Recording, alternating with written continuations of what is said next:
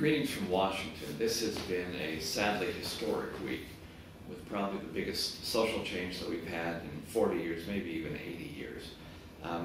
Last weekend, though, there were thousands of people who descended on Washington, many of them from Utah, who were very much concerned about what we were supposed to do. I think Saturday night, I left for a walk and I heard a commotion and was able to join into an impromptu rally here at the Capitol steps. And while I was there, some of those who were leading the rally saw me in the audience, and I was able to go up and speak to the people. And it was wonderful being able to talk to people who actually shared the same ideas I had, an understanding of how really revolutionary this concept is and the dangers that this concept potentially has. We don't have enough of those friends back here in Washington. But I was, and unfortunately that was probably like the highlight of the entire week.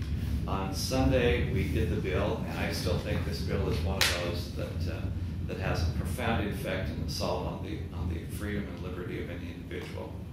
But some of you were very kind enough to have written some questions, so I want to take this opportunity to try and read what the questions were and just take a second to give a few very simple answers to them if I could. So, Anna Bars from Salt Lake City asks, what can the average American do to stop this outright disregard for our opinion? Our voices were not heard when this bill was passed. How can we be heard? I hate to say this, but perhaps the loudest message you can give is at the polls. Inviting as many of your friends and family, especially those who live outside of Utah, because let's face it, all of us in Utah voted against this proposal. It will be very difficult to repeal anything while Obama is in office, but remember, if another party other than Obama controls even one of the houses of Congress, we can slow down the funding of this process and the implementation until we have a chance to actually have cooler heads take over and actually eventually repeal and replace this with real reform. There are great reform ideas out there. They were just never allowed to be discussed on the floor. That's what we need to do. So thank you, Anna, for a great question. Sky Fleming of Layton asks, why do so many of our representatives vote for something that violates the Constitution? How can we get this repealed, and why are we going to be fined if we choose not to have health care? And without a doubt, Sky, that's probably one of the biggest challenges that we're going to have.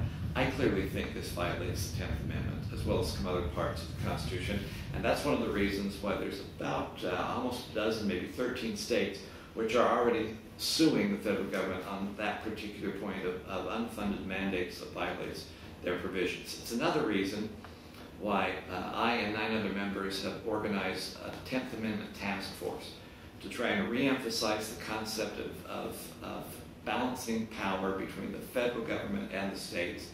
This kind of problem would be eliminated if we actually were supposed to do that. To your other questions as to why people do it, yeah, there are a lot of people who have political reasons for the motions, for the movement. I mean, there's some people who actually believe this, but some people are fulfilling out a political agenda, and there were a whole lot of backroom deals, of which most Republicans were not even invited to the back room to cut those kind of deals. It's a poor process that produced this bill, and one of the things we always learn is that poor process produces a poor product, and that's one of the problems we have there. The last question you asked about why you'd be fined is, I think, one of the things that the courts are going to find most interesting. Commerce Clause of the Constitution, even today, has two standards before you can actually do something on the Commerce Clause. And this bill is built on the Commerce Clause. One, does it impact the economy? It does. But the second one is, are willing participants being involved? This country has never thrown somebody in jail for not doing anything. We throw people in jail for doing the wrong things, but not doing anything. So why you should be fined for not choosing one of their health care proposals is, I think, one of the key issues that will be part of all the lawsuits that will go before the courts, and one of the things that makes this particular bill just amazingly unconstitutional.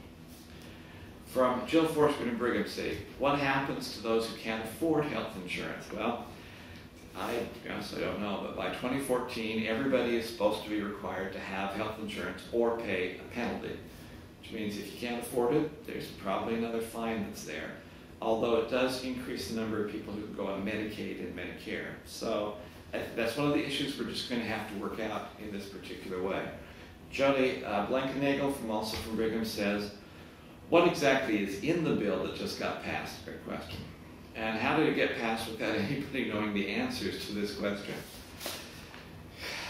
I think you hit the nail on the head. Actually, this is a complex issue. The simple answer is it adds about $500 billion in new taxes. It cuts about $500 billion from Medicare. It costs over $1 trillion total. And no, to be honest, no one. That's why in the days after its passage, we found little mistakes coming up. First of all, with the school portion, and then again with the kids portion.